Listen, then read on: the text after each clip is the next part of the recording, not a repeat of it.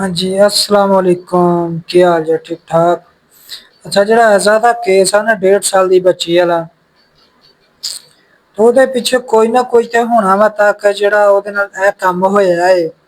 या अल्लाह मुझे ਤਾਂ मौत ਕਿ दे देता है अल्लाह।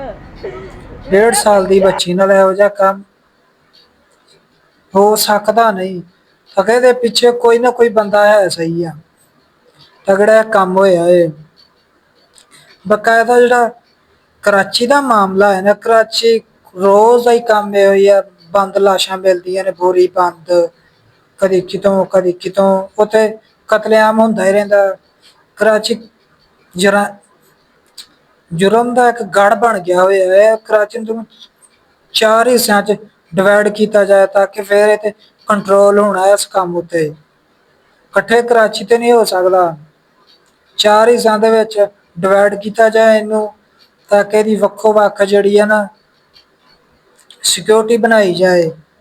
ਫਿਰ ਬੋਰੀਬੰਦ ਲਾਸ਼ਾਂ ਤੇ ਜ਼ਨਾਵਾਂ ਤੇ ਗੌਰਮੈਂਟ ਕਾਬੂ ਪਾ ਸਕਦੀ ਹੈ। ਤੇ ਇਸੇ ਤਰ੍ਹਾਂ ਹੁੰਦੇ ਹੀ ਰਹਿਣੇ। ਲਾਹੌਰ ਦੇ ਵਿੱਚ ਵੀ ਇੰਝ ਹੀ ਹੁੰਦਾ ਹੈ ਤੇ ਕਰਾਚੀ ਦੇ ਵਿੱਚ ਵੀ ਇੰਝ ਹੀ ਹੁੰਦਾ ਹੈ। ਰੋਜ਼ ਕੋਈ ਨਾ ਕੋਈ ਨਵੀਂ ਖਬਰ, ਰੋਜ਼ ਕੋਈ ਨਾ ਕੋਈ ਨਵੀਂ ਖਬਰ ਆ ਜਾਂਦੀ ਹੈ।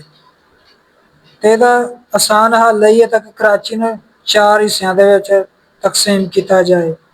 ਫਿਰ ਇਹਦੀ ਸਿਕਿਉਰਿਟੀ ਟਾਈਟ ਕੀਤੀ ਜਾਏ।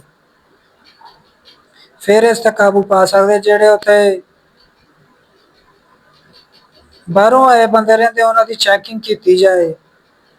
ਜਗ੍ਹਾ ਜਗ੍ਹਾ ਚੈੱਕ ਪੋਸਟ ਲਾਈ ਜਾਏ ਉੱਥੇ ਕਰਾਚੀ ਦੇ ਵਿੱਚ।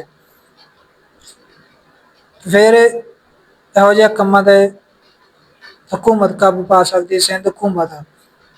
ਉਹ ਨਹੀਂ ਤੇ ਉੱਥੇ ਕਾਬੂ ਨਹੀਂ ਪੈ ਸਕਦਾ। ਇਹੋ ਜਿਹੇ ਬੋਰੀ ਬੰਦ ਲਾਸ਼ਾਂ ਮਿਲਦੀਆਂ ਰਹਿਣਗੀਆਂ।